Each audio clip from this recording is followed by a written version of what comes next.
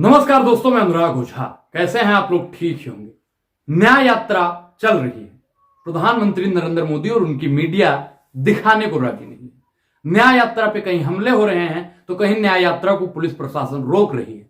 आखिर क्यों प्रधानमंत्री नरेंद्र मोदी राहुल गांधी जी की न्याय यात्रा से घबराए हुए हैं? जनता को अगर न्याय मिल जाए, ये प्रधानमंत्री नरेंद्र मोदी और गोदी मीडिया कभी बर्दाश्त नहीं करेगा साहब। वो चाहता है कि न्याय यात्रा को किसी प्रकार से विघ्न डालकर रोक दिया जाए। देश के SC ST OBC माइनॉरिटी के लोगों को उनका हक अधिकार न मिले, युवाओं को उनका रोजगार न मिले, महिलाओं को उनका सम्मान न मिले और किसानों को उनकी अच्छी फसल का अच्छा मूल्य न मिले। आप बताइए कि न्याय यात्रा से प्रधानमंत्री नरेंद्र मोदी क्यों घबराए हुए हैं? वैसे तो कहते हैं कि हमारी छाती 56 इंच की है। अब बताइए कि जिनकी छाती 56 इंच की होगी साहब, वो राहुल गांधी से यात्रा से घबराएगा क्यों?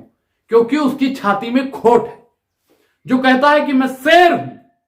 शेर राहुल गांधी की यात्रा से घबरा क्यों रहा है? किसकी मजाल जो छेड़े दिलेर को, गर्दिश भी घेर लेते हैं, गीदड़ भी शेर को। तो गीदड़ लोग जो है ना, वो न्याय यात्रा को रोकना चाहते हैं। आखिर न्याय यात्रा को रोककर साबित क्या करना चाहते हैं? न्याय यात्रा साहब रुकने वाली नहीं है। किसकी मजाल है जो रोक ले? आप पुलिस प्रशासन से बैरिकेडिंग करवा के साबित क्या करना चाहते हैं नरेंद्र मोदी जी की आप डरपोक हैं? आप डरपोक हैं साहब, क्योंकि आप न्याय नहीं दिलवा सकते हैं। जो न्याय दिलवाने की बात करता है उसको आप रोकना चाहते हैं। आप रोजगार नहीं देना चाहते हैं। जो रोजगार दिलवाने की बात करता है आप उसको रोकना चाहते हैं। आप महिलाओं को सम्मान नहीं दे सकते हैं, लेकिन जो महिलाओं को सम्मान दिलवाने की बात करता है उनको आप रोकना चाहते हैं। आप किसानों की आय दुगनी नहीं कर सकते हैं, लेकिन जो किसानों की आय दुगनी करने की बात करता है आप उनको रोकना चाहते हैं। आप देश को बेहतर नहीं बना सकते हैं, लेकिन जो देश को बेहतर बनाना चाहता है आप उनके कामों में विघ्न डालने का काम करते हैं। ये कायरता है, और कायर लोगों का देश में कोई जगह नहीं है। कायर जो लोग होता है ना, वो गद्दी छोड़ दे। जिसे सवालों से भागना हो वो गद्दी छोड़ दे। जिसे न्याय यात्रा से घबरा के हमला करवाना हो वो गद्दी छोड़ दे। आपने देखा होगा कि असम में भी ऐसा ही हुआ। प्रधानमंत्री नरेंद्र मोदी जी की सरकार वहां पे है। उन्होंने क्या कह दिया कि यहां का मुख्यमंत्री सबसे भ्रष्ट मुख्यमंत्री है।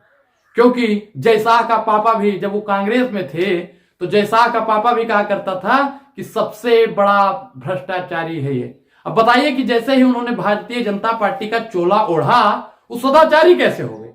हम हेमंत विश्व शर्मा की बात कर रहे हैं। वो सदाचारी कैसे हो गए? सदाचारी वो इसलिए हो गए क्योंकि उन्होंने भारतीय जनता पार्टी का चोला ओढ़ दिया। जो भारतीय जनता पार्टी का चोला ओढ़ लेता है वो सदाचारी हो जाता है। वो किसी भी पार्टी में रहे, लेकिन भारतीय जनता पार्टी में आएगा तो सदाचारी, सब कुछ चंगा साहब। अब बताइए कि भारतीय जनता पार्टी के पास में वो वॉशिंग पाउडर कौन सा है जिससे उसे सदाचारी बनाया जा रहा है? जब तक भारतीय जनता पार्टी ऐसे भ्रष्टाचारियों को पार्टी में रखेगी, देश का उद्धार होगा क्या? किसानों की आय का फसल अच्छा मिलेगा क्या? जो PP किट में घोटाला कर ले, कोरोना के समय में घोटाला कर ले, लोगों के कफन में भी घोटाला कर ले, वो सरकार निकम्मी है। और जो सरकार निकम्मी है वो सरकार बदलनी है। सरकार को साहब अब बदलना पड़ेगा, क्योंकि 10 साल में आपने देखा होगा, अच्छे बीते 10 साल कहां बीते साहब? वादा प्रधानमंत्री का था, पूरा हुआ? कुछ नहीं हुआ। सब कुछ चंगा करने वाली भारतीय जनता पार्टी किसको चंगा कर रही है? अडानी और अंबानी को। गोदी मीडिया क्या दिखा रही है? मंदिर, मस्जिद, गुरुद्वारा, हिंदू, मुसलमान, ब्राह्मण, दलित, इन सब मुद्दों पर भटकाने का काम अगर कोई करता है तो मीडिया करती है।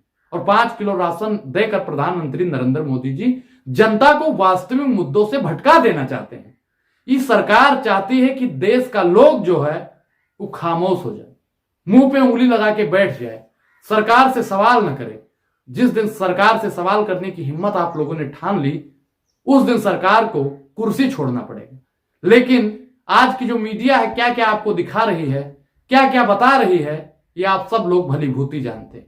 देश की मीडिया चाहती है कि देश का लोग वास्तविक मुद्दों पर बात ना करे, सिर्फ और सिर्फ धर्म पे राजनीति करे। धर्म पे राजनीति साहब जरूरी नहीं है।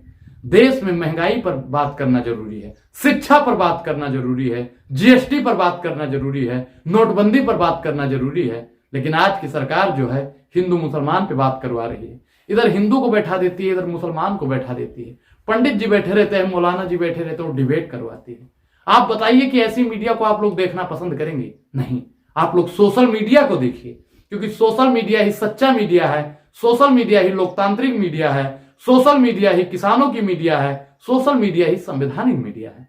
हम लोग संविधान के दायरे में बात करते हैं, लेकिन हम लोगों को प्रधानमंत्री नरेंद्र मोदी का सबसे बड़ा विरोधी घोषित कर दिया गया। क्या बताइए कि अगर सरकार से सवाल पूछना विरोध है? नहीं, उनकी हम नीतियों का विरोध करते हैं।